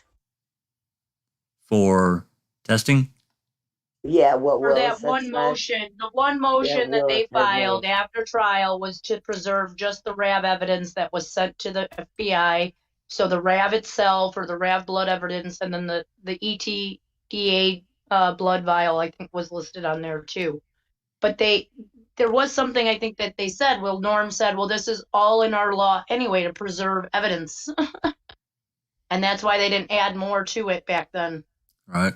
because Norm Gahn was part of writing this, I believe, this new law. Oh, he was. He was definitely. He was definitely.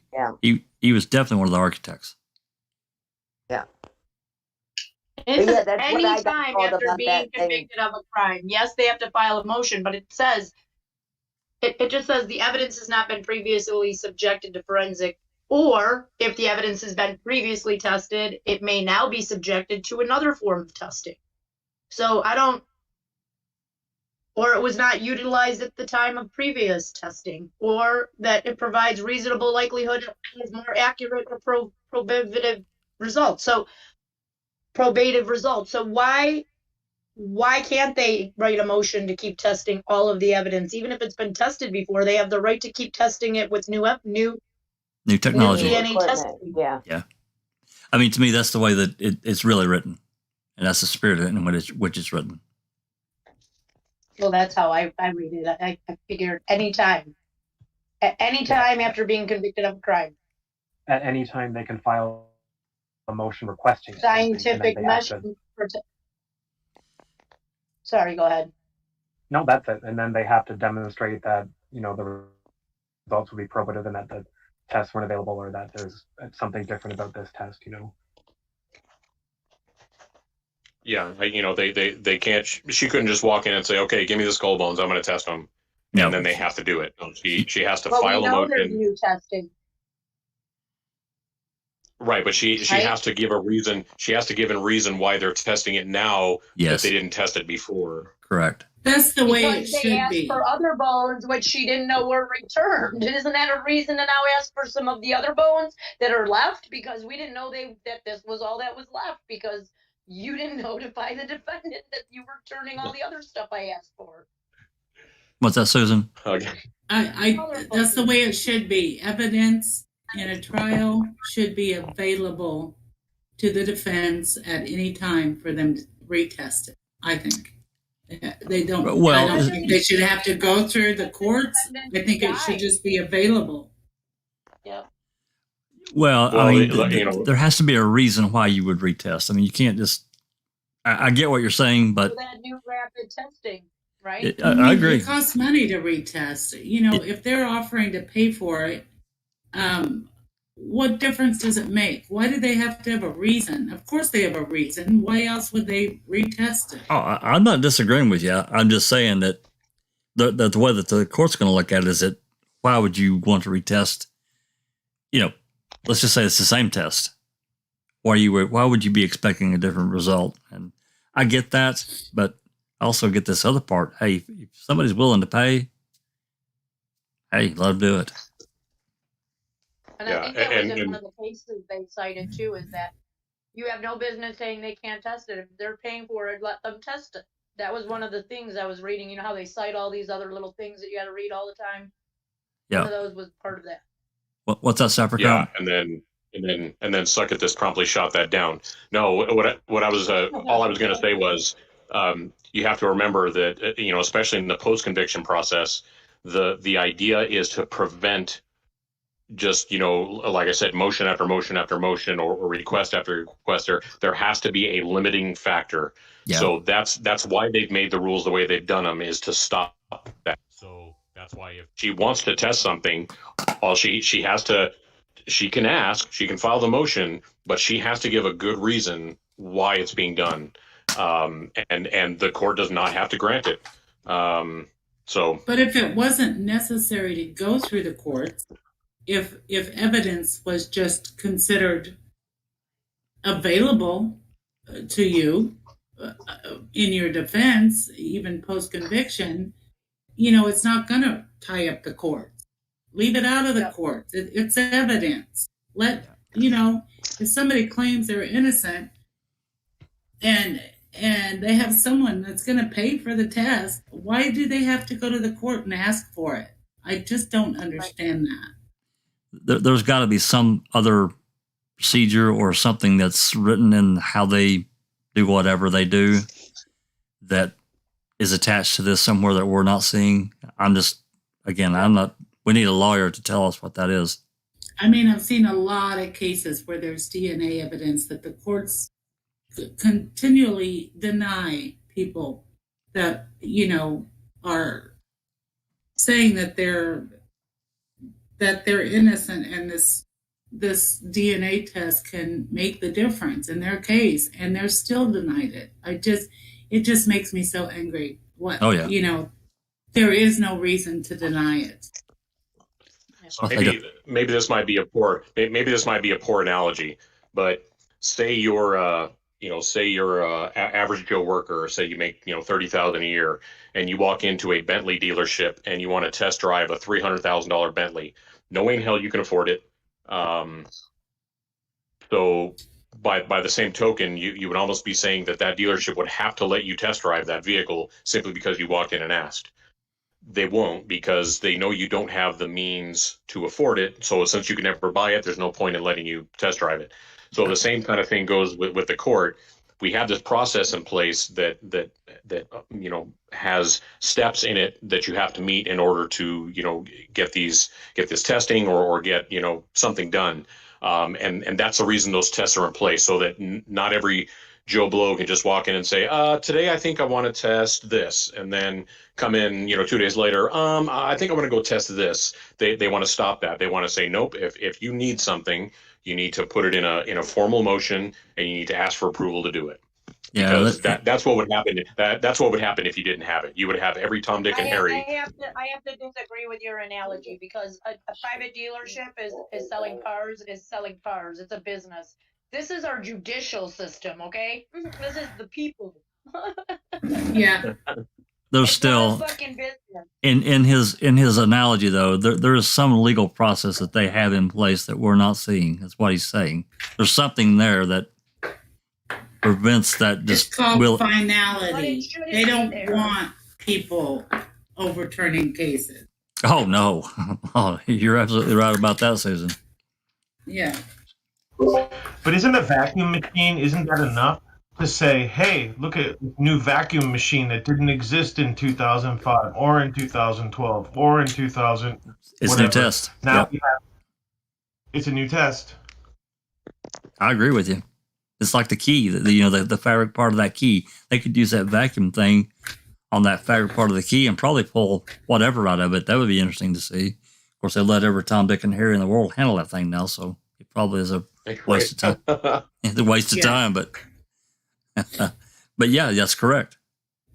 And to me, that's exactly how it reads. I mean, they're stealing all of this evidence for the integrity, but the key that was found on it that proved his very guilt is just handled by any Dick and Joe and Harry out there. and Real's producer. Yeah, that's right. Yeah. Yeah, that was pretty terrible. But anyway, any other before we've been talking about this about an hour and a half now. So before we wrap up, is there any other comments anybody wants to get out there? Any other questions from our YouTubers? It's called an MVAC, Jack. I just wanted to clear that. Thank you. MVAC. Yeah. I saw a case. Actually, we watched I streamed a documentary where they used that thing, and the scientist that explained it talked about how much they could really pull out. It was really interesting to watch that. So, yes, something to think about is, when we think about this case, what do we actually have, or what did they actually have that they used to prove Teresa was dead? All they had was BZ. That's it. And that was only 7 loci out of 19 or 20 that should have been required? 20 now, yeah. So back then, I think it was 15. It was 16, I believe, back then. Well, they definitely didn't have enough to do it, but for some reason they were able to use it. Not sure how they did that, but it's magic, Wisconsin.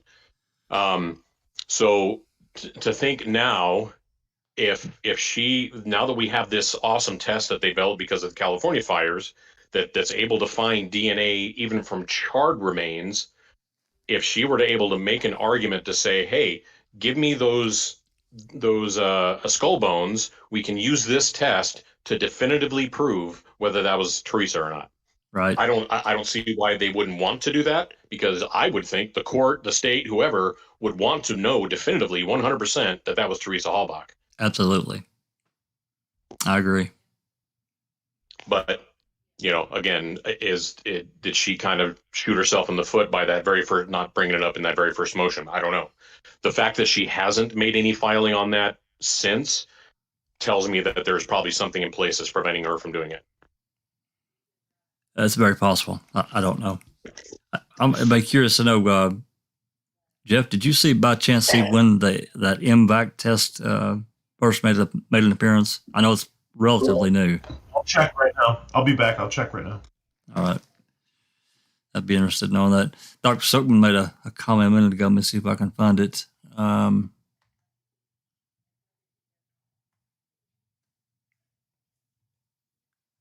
Looking here. It looks like 2014 at my first pass through it, but it could be. That sounds about right, yeah, because I know it's a newer technology. It says, I got an article here. It says in 2014, Broward County, Florida struggled and they were able to use it. I think that was like a test run in 2014. I actually do not think they were using it on real crimes until a year after that date. So 2015 or 2016. Yeah. I was reading some of that too. Yeah, it's just a few years old. I know it's not very old at all. Dr. Silkman made a great comment, though. This is about the legal side of it. KZ should hire Fallon in order to write a new motion to get access to any cremains and the RAV4. My feeling is there's no longer anything to test, and that's very possible, too. We know that these guys spent their days and nights working their briefs and so forth in order to obfuscate the existing statutes. We see that now, the results of it, because they found ways to get in between the layers here. Case in point, waiting 4 years to get rid of these bones. I mean, what the hell? I see red when I see that. It just is so wrong. I want to see proof of who made. Yeah. Oh, sorry, I didn't mean to cut you off. Go ahead. No, go ahead. I was kind of wanted to go back to the MVAC thing. Yep. I don't recall which documentary you streamed. I remembered watching it with you, but the DNA expert that was doing the MVAC testing in that particular doc was Susanna Ryan. And Susanna Ryan has also weighed in on Daniel's case. I know we're not talking about Daniel, but that's fine. She's also weighed in on Daniel's case and given her expert testimony or her expert opinion on Daniel's. And if we could ever get Daniel's pants, back from the crime lab to test, that's one of the recommendations that I would have is that that zipper, although it would be costly, but to use that MVAC on Daniel's on the fly of his pants. Absolutely, because that stuff is technology is amazing, isn't it? Yeah, and were they not wanting to use that same technique with the rope in the West Memphis 3 case? Oh, that's what it was. That's what it was, Alice. It was the West Memphis 3. I don't remember which documentary it was that Jack was showing, but it's the one that Bob. It was the one with Bob Ruff. Remember? Yeah. Yes. It was the after the fact, because he went back and revisited, and that's exactly where it was at. Yeah, the West Memphis 3 case. Yeah. Yeah. Well, mind how I said the other night there, Jack, that it was the same one, the same testing that we seen in Daniel in the Den, because it's like a vacuum and it soaks up everything. Oh yeah. By the slightest wee millimetre and molecule of the DNA, and it soaks it right up. The first time I seen that was in Daniel in the Den, and then we watched the West Memphis 3 thing, and we seen it in that as well. And I thought that's the same lassie that was in Daniel in the Den. So hopefully that this is a new thing that the technicians and that are going to try and turn to get more DNA out of these kind of things if they can get their hands on them. Well, that Right. goes, I guess, where it gets into this procedure that we've been talking about. These big roadblocks that get put in front of a defense attorney, like Zellner or whoever. It doesn't matter. They don't want to test it. They've got their case. They're all happy. Why are you coming along questioning what we've done? Come on. But that goes to 968-205. That is the spirit in which it's written. Newer testing. Let us test it with this new equipment. See what we get. I'm with Sauerkraut. They should want to do that and see what they get. Kiss Army Chick is asking, was the male DNA they found ever ran through COTUS? Anybody know? No, it was not. They didn't run. They like A23. The Colleen said was she couldn't determine, but it wasn't Stephen and it wasn't Brendan. I would like to see that ran through the new testing to see what could be determined. Yeah. They never tested A13A for whatever it was. Yeah. So I got an article. Ronald is asking again, is there any evidence the Hallbacks denied access to the bones? There is no evidence about the Hallbacks asking for the bones. There isn't even a bloody paper trail for this so-called asking back of the bones. The only thing that we've been able to find is that they went from the police station to the funeral home. But even at that, there's still no really a paper trail on that either about who it went through, and because nobody signed for it.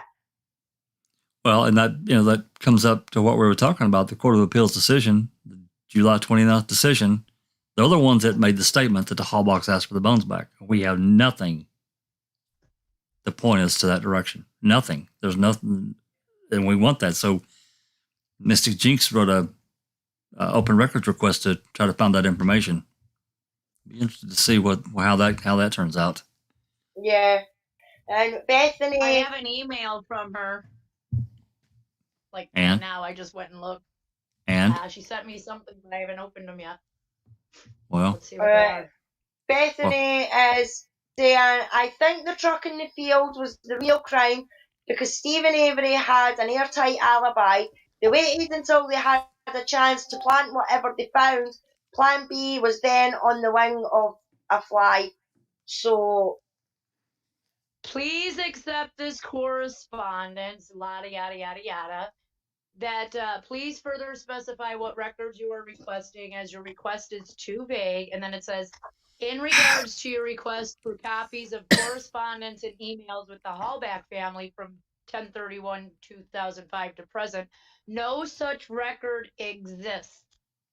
In regards to your request for memos, correspondence, and emails regarding the request for bones back and any other subjects from the Hallback family, no such records exist. okay. Who's that from? In regards to your request for Calumet. property ledgers and return receipts, the Calumet County Sheriff's Office will provide a copy of the chain of evidence custody forms that reference the listed property tag numbers. So let's see what else she sent me here.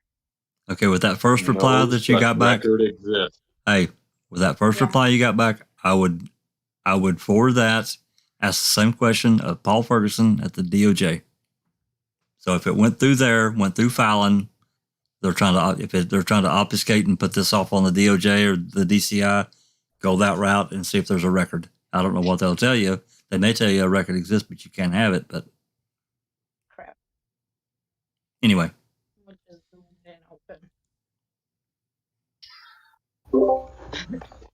Just to check in, Jack, on that, I found 2015 they made 18 profiles with the MVAC, and it solved homicides, rapes, and assaults. So as early as 2015. Nice. So basically 6 years ago now. So it's probably pretty well established. They were using it, right? Yeah. So if it's used in court, that's good.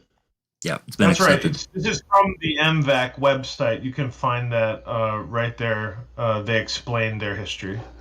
Excellent. No such record exists. Uh-oh. Well, I mean, ask for them back if no such record. That's what I said. That's what I said. That's why I said Maybe it went to Fallon And they or gone. basically sent me the ledgers for the certain things, and it still just says, like Mark Wiegert signed for him out. That's it. No chain of custody after he supposedly signed them out. Where did they go? Did they go to even the Weeding funeral home? Did they go to the Hull box? Did they just go to a drawer in his sheriff's office and a safe in his sheriff's office? Now we don't know because they don't. No one signed for him. No such record. Right. No. They're in the truck vendor's car. Well, you're cutting it, Rhonda. Yeah, I could barely hear you. Yeah, she's having a terrible time with Discord today.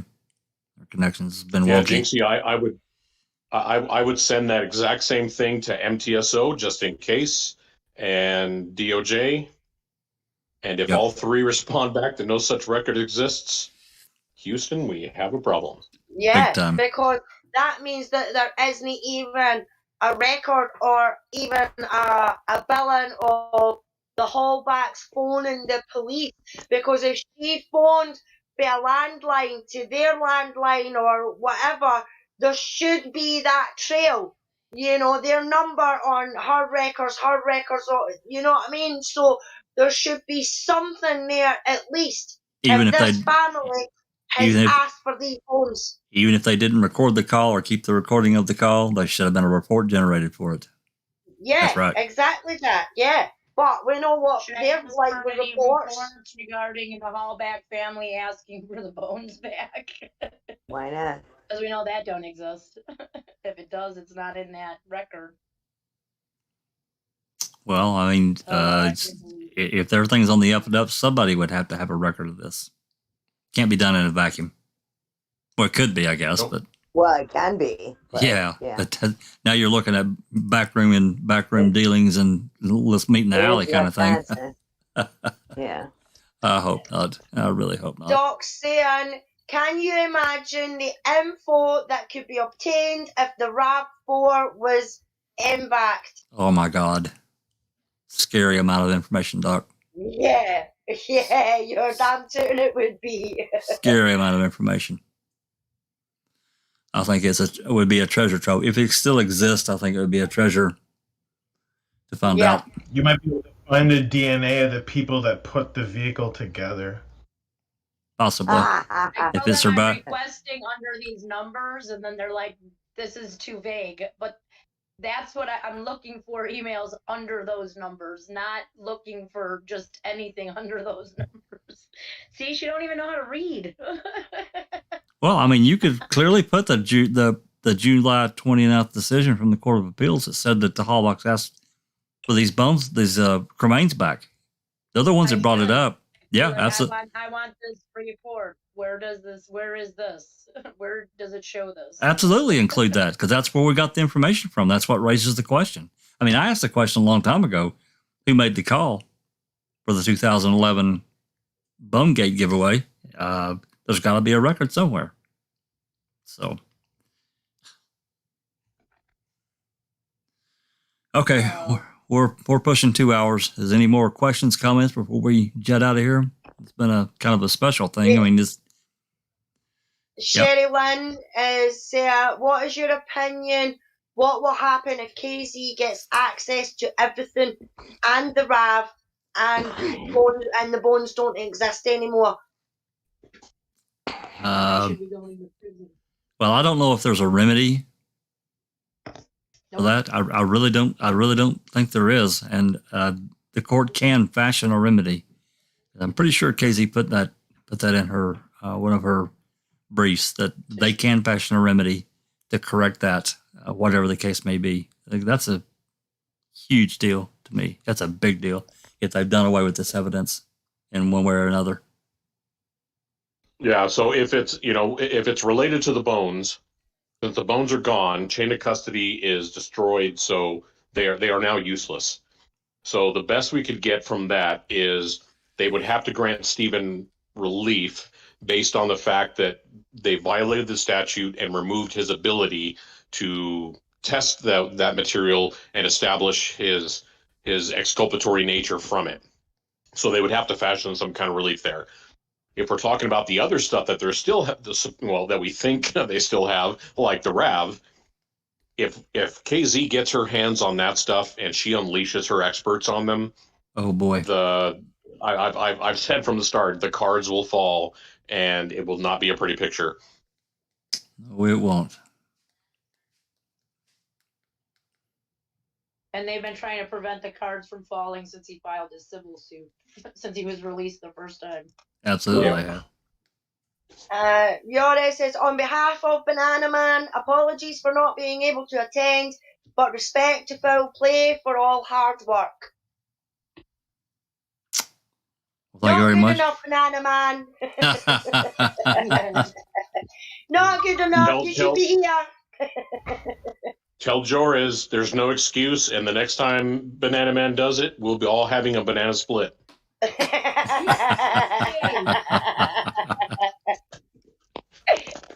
I'll turn Diane and Jane sharper than a pencil loose on him. Banana splits for everyone. Yay! Too funny. I got another last little question about the filing, or it's not a filing. I'm sorry. Yeah, there's a part towards the beginning. It says, with the state's misrepresentations to trial defense counsel that the computer belonged to Brendan. That seems like a really big point. That if they represented to the defense counsel that that's not Bobby's computer, that's Brendan's computer, when they knew that wasn't true. They also said with not much evidentiary value.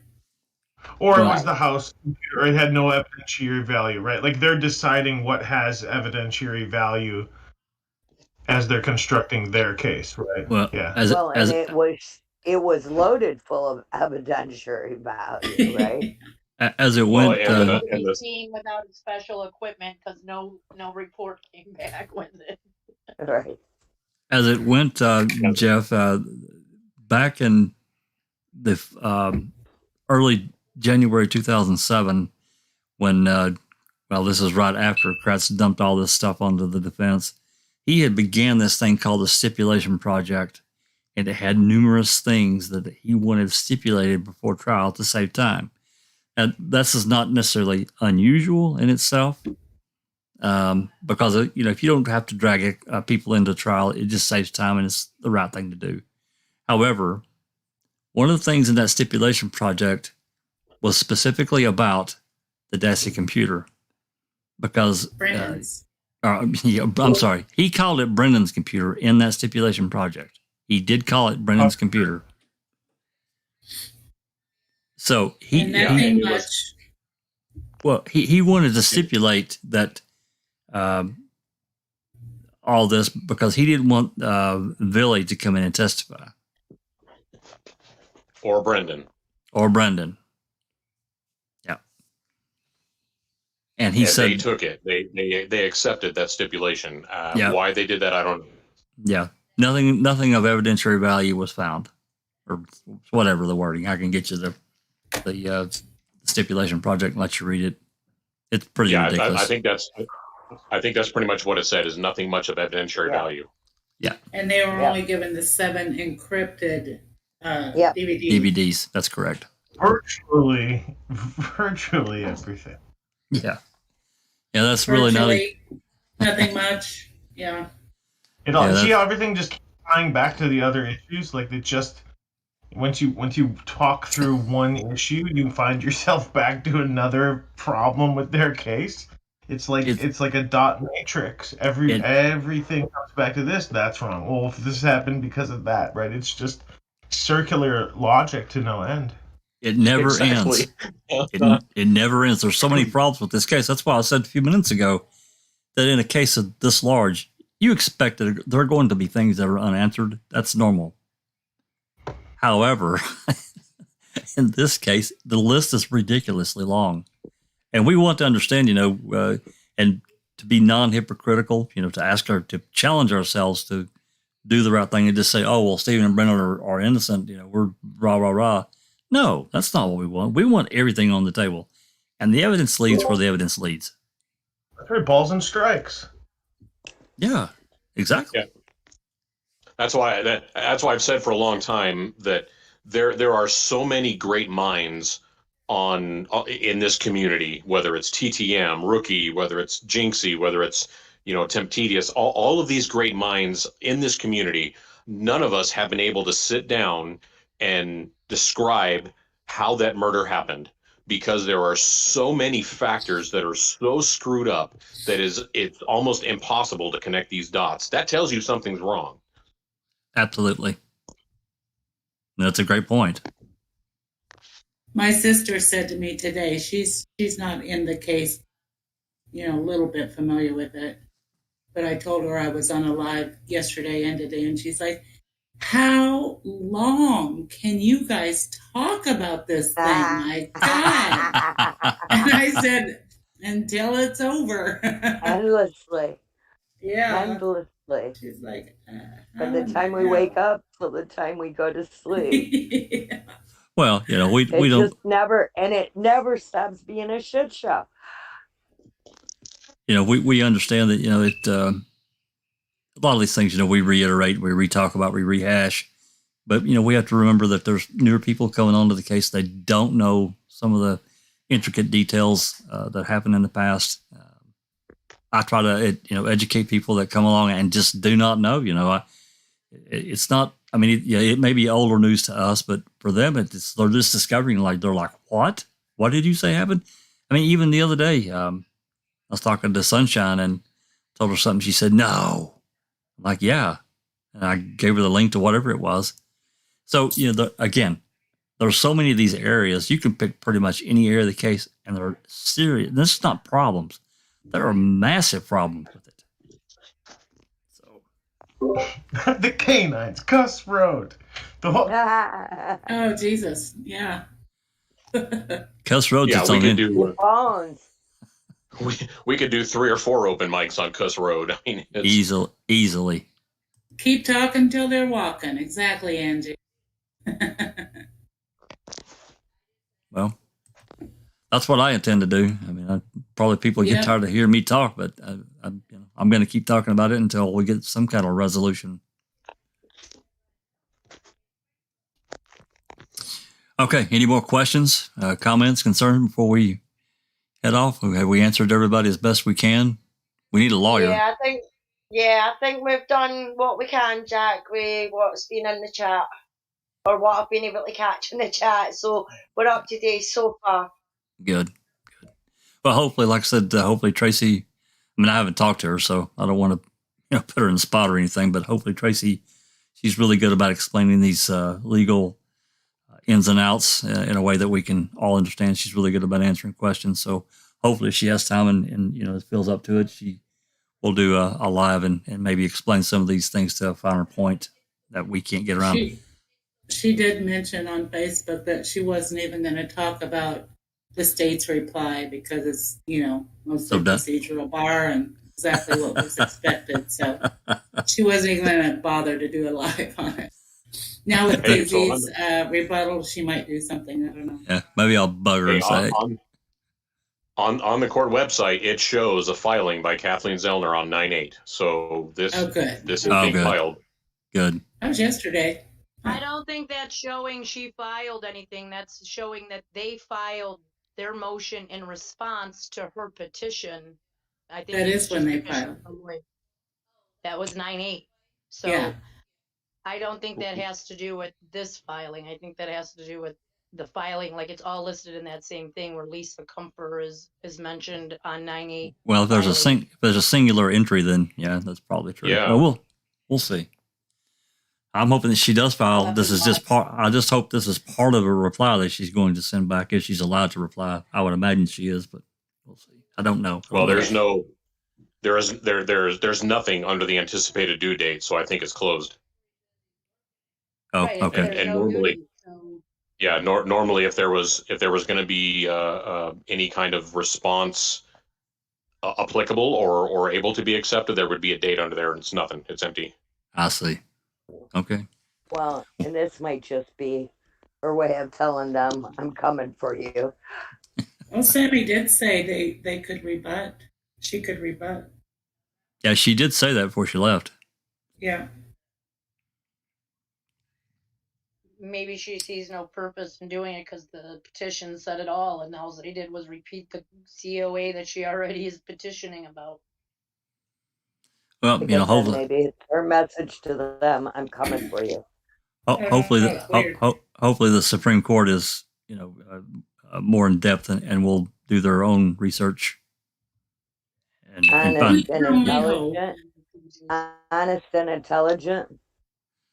I know that I know Tracy did say in her last live that she expected an answer probably by the end of the year at the latest from them. So that's not too long. I hope so. I hope that they're not going to do it like the last time, waiting over a year and a half for a reply. I know that they've not got a time limit on it, but then taking something as long as a year to answer somebody's reply or motion or anything like that to make a decision is ridiculous, So I hope to God that we don't wait another year and a half before we get a reply. I think COVID, it really put a damper on things and extended so many cases. It's kind of ridiculous. And hopefully that was an exception and not the rule. Hopefully. Well, I'm sorry, but everybody else can do Zoom calls and everything like that. You're trying to tell me that not one of the judges or all of the judges could have printed a copy of the motions and the filings, took it home with them, read them, then done a Zoom call with each other and made a decision? I agree. I totally agree. A lot of people were working at home and doing the exact same thing. So why could they not? They just wanted to prolong it as long as they could. And then after my Avery died, they thought, we'll just kick him even more when he's done, and we'll give you this reply, which was a lot of crap. And now it's just a case of wait. I'll be glad to show them how to use OBS. They can get on there and talk for free for as long as they want. Yeah, exactly, Jax. Yeah, exactly. But I mean, everything's opening up now, so they can't have COVID as an excuse, So they need to get their finger out their butts, start paying attention to what's going on in their own bloody state, and start righting the wrongs that they've done to that bloody family. Hopefully this gets some attention. We'll see. Anyway, I want to thank everybody for coming and giving their opinion. Susan for helping read this out and all the work last night, and appreciate all the efforts of everyone to keep after it, keep writing the FOIAs, keep giving your opinion, don't stop, and we'll see what we get. Until next time, hopefully we won't have anything more special come up, and we had a couple of specials this week, but otherwise we'll see everyone Saturday with Dr.